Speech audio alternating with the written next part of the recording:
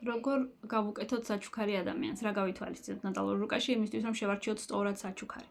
ესეთ შემთხვევაში ჩვენ ვუყურებთ მეხუთე სახლს და იქიდან გამომდინარე, რომ პლანეტების ანალიზი შედარებით უფრო რთული არის, ვაკეთებთ უბრალოდ კუსპიდების ანალიზს. კუსპიდის ნიშანი მიუთითებს იმაზე, თუ რა მოეწონება სავარაუდოდ ესეთ ადამიანს. თუ მაგალითად მეხუთე სახლში დგას ვერძი, ესეთ შემთხვევაში ადამიანს მოეწონება რაიმე ისეთი თვალში საცემი, რაღაც ისეთი, რომელიც ძალაუფლებას ესე ვთქვათ დემონსტრირებს. თუ იქნება კურო, ესეთ შემთხვევაში მოეწონება რაღაც უფრო გემრიელი, რამე უფრო კომფორტული, რამე უფრო თბილი, ლამაზი, ესთეტიური.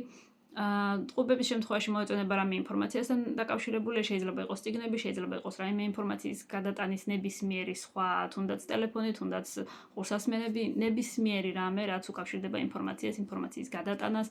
თუ არის მეხუთე სახლის კუსპიდი ჩხიბში, ესეთ შემთხვევაში მოეწონება რაიმე უფრო ემოციური, რაც ემოციებს უკავშირდება, შესაძლოა რაღაც ნოსტალგიური. ლომის შემთხვევაში აუცილებლად რამე თვალშისაცემი, რაღაც უფრო ისეთი ცვირადღირებული შესაძლოა, რამე ელიტარული.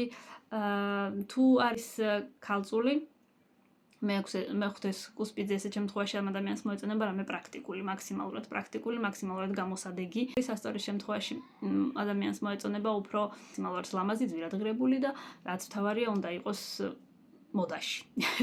მისაღები უნდა იყოს ყველასთვის, მსგავსი რამე. მორიელის შემთხვევაში მოეწონება რამე უფრო ტრანსფორმაციასთან დაკავშირებული.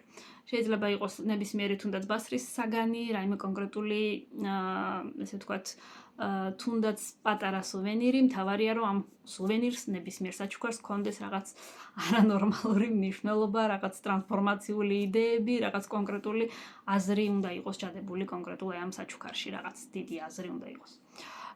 თუ არის მშვილდოსანი, ეს შემთხვევაში ამ ადამიანს დაჭირდება რაიმე უფრო ისეთი მასშტაბური. შესაძლოა რაიმე უფრო დიდი, მოკლედ დაახლოებით ესე კეთდება. გაითვალისწინეთ მეხუთე სახლის კუსპიდი და იქიდან გამომდინარე შეურჩიეთ საჩუქარი და ესეთ შემთხვევაში ყოველ შემთხვევაში იმედგაცრუებული არც ერთ შემთხვევაში არ დარჩება ესეთი ადამიანი. თუ გაითვალისწინებული იქნება მეხუთე სახლის კუსპიდი, მით უმეტეს რომ ეს არ იძლევა ინფორმაციას რაიმე კონკრეტულ ნივთზე, ეს იძლევა უბრალოდ ინფორმაციას იმაზე, რომ მიმართულებას გაძლევთ, ესე ვთქვათ კონკრეტულად რა სფეროში და როგორი უნდა იყოს ამ ადამიანისთვის მისაღები საჩუქარი.